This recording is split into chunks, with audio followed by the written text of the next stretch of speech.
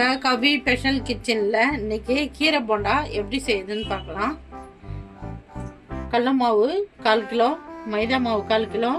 நான் கீரை அரைக்கீரை வாங்கி கீரை ஆஞ்சி நல்லா பொடிசாக கட் பண்ணி வாஷ் பண்ணி வச்சுக்கிறேன். அதுக்கு தேவையான பொருள் நான் போட மாட்டேன் சொல்கிறேன். 1/4 கிலோ கடல மாவு, 1/4 கிலோ மைதா மாவு போட்டுக்கலாம். உங்களுக்கு மைதா மாவு போட விருப்பம்னா கோதுமை மாவு கூட போட்டுக்கலாம். ஒரு கைப்பிடி கீரை போட்டுக்கலாம். நீங்கள் எந்த கீரை வேணாலும் போட்டுக்கலாம். அரைக்கீரை, சிறுகீரை, பொன்னானி கீரை, எந்த கீரை உங்களுக்கு வேணாலும் போட்டுக்கலாம்.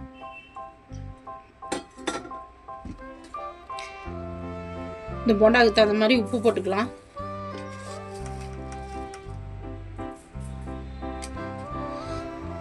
சோம்பு 1 டீஸ்பூனு, ஜீரகம் 1 டீஸ்பூனு, மஞ்சள் பொடி 1/2 டீஸ்பூனு, சமையல் சோடா மாவு ஒரு 1/2 டீஸ்பூனு, தனி மிளகாய்த்தூள் 1 டீஸ்பூனு காரத்துக்கு.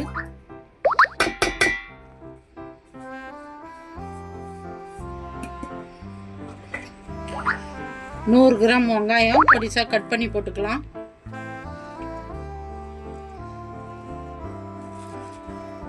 ஒரு கைப்பிடி கருவேப்பிலை பொடிசா கட் பண்ணி போட்டுக்கலாம்.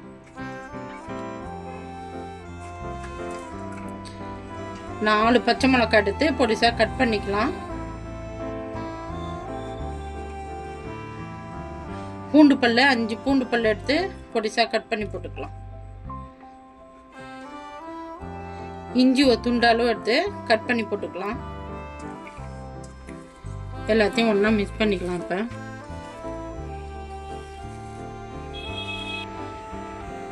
இப்போ கொஞ்சம் கொஞ்சமாக தண்ணி தெளித்து மாவு கட்டியாக பிசைஞ்சிக்கலாம்.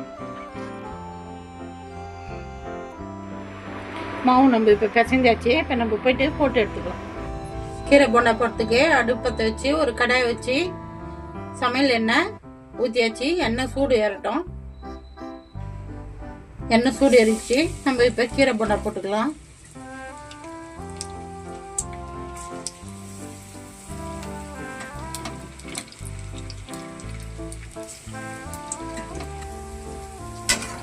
திருப்பி போட்டுக்கலாம்.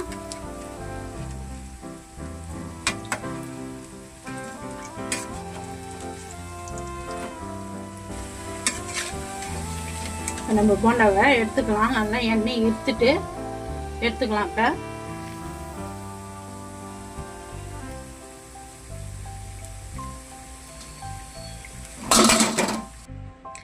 கவி ஸ்பெஷல் கிச்சன்ல இன்னைக்கு நம்ம கீரை போண்டா எப்படி போடுறதுன்னு பார்த்தோம். நல்லா சூப்பராக போட்டாச்சு. இதுக்கு எதுக்குமே தொட்டுக்க எதுவுமே தேவையில்லை, அப்படியே சாப்பிட்லாம். நல்லா சூப்பராக இருக்கும். எப்படி இருக்கு பாருங்க. நான் எப்படி செஞ்சேன்னா அது மாதிரி செஞ்சு பார்த்துட்டு எப்படி இதுன்னு சொல்லுங்க. எனக்கு சப்போர்ட் பண்ணுங்க. இந்த வீடியோ பிடிச்சிருந்தா